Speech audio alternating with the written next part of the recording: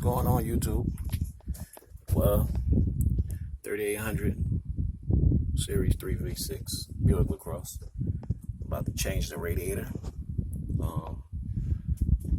Things I did so far: I took out the battery, took off the radiator cap, the hose that goes to the reservoir, the motor mounts, released that. One mistake I made was, I put the jack up front.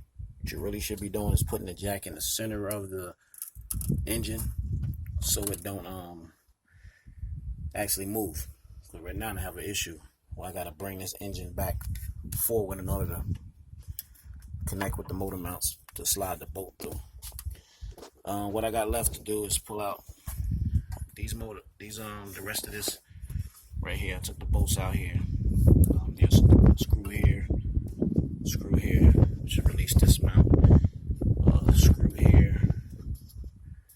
here. These two is already out. Gotta release this whole motor mount. That way it can leave space to take the fan out first, and the radiator, which falls behind the fan, which is right here. Also, I gotta disconnect these lines, which is the coolant for the transmission. Gotta get that out of there. And that should be basically it. It's a couple of more bolts to pull out. I got one right here. Y'all can see it.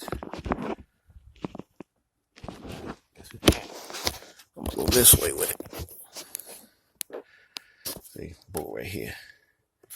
That'll release this that's holding down the fan also. Other side, same thing. Okay. And I'll be back shortly once I finish that situation. Also, I had to move the air intake cover, filter. That's pretty loose right here. I should have enough space, to work around it to pull everything out.